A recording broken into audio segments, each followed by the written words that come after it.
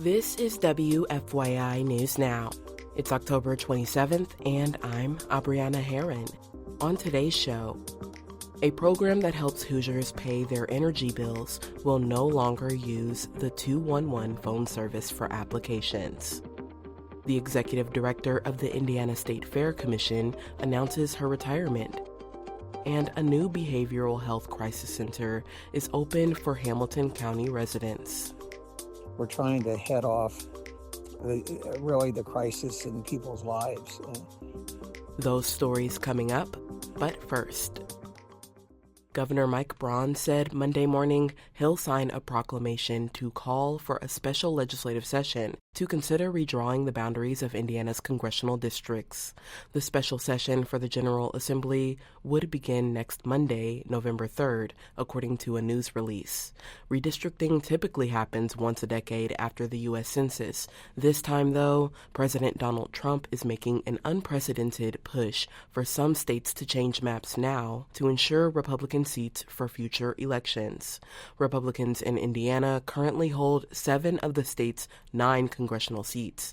Democrats represent District 1 in the Northwest and District 7, the Indianapolis-based Central District. In a statement, Braun said, quote, "I am calling a special legislative session to protect Hoosiers from efforts in other states that seek to diminish their voice in Washington and ensure the representation in Congress is fair," end quote.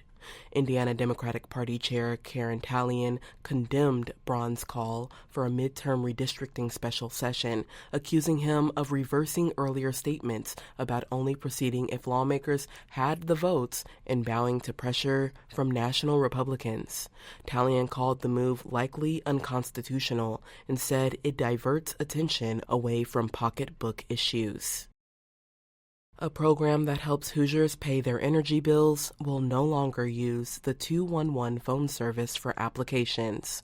Jeremy Rubin has more on new ways people can apply. The Energy Assistance Program is a federally funded initiative that helps low-income Hoosiers cover part of their electricity and heating costs. In past years, people could call 211 to file an application. Now, the only options are to go online or to submit an application by mail. Starting in November, applicants can also visit a local service provider to file in person. More information about how to qualify, what documents are needed, and where to find your local service provider can be found on the Indiana Housing and Community Development Authority's website. I'm Jeremy Rubin. The executive director of the Indiana State Fair Commission, Cindy Hoy, announced her retirement after nearly 40 years of service with the organization. The fairgrounds underwent major revitalization under her leadership, including the $63 million renovation of the historic Corteva Coliseum. She will officially step down at the end of March 2026. The Indiana State Fair Commission will conduct a search for the next executive director.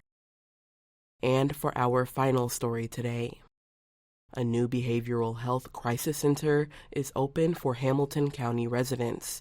As Benthorpe reports, the facility will provide stabilization and care for people in the midst of mental health, substance use, and psychiatric crisis. Hamilton County's Rely Center offers 23-hour crisis stabilization. The facility was funded through a $3.5 million investment from the county. Steve Nation is a Hamilton County counselor. He says the facility aims to offer wraparound services to help support people through their toughest moments. We're trying to head off the crisis in people's lives. Nation says the goal is to provide a space in the community where people can turn if they are in crisis or can access support services before things become more severe. He says the initial county funding will support the facility over the next 6 years. I'm Ben Thorpe. That's all for today's episode of WFYI News Now. Our podcast is produced by Zach Bundy with support from the news team at WFYI and public media journalists across the state. Our news director is Sarah Neal-Estes. Kendall Antron produced our music, and I'm your host, Abriana Herron. If you like today's episode, remember to subscribe and share, and follow WFYI on Instagram, TikTok, Facebook, and YouTube to check in on our newsroom throughout the day. Thanks for listening. We'll be back tomorrow.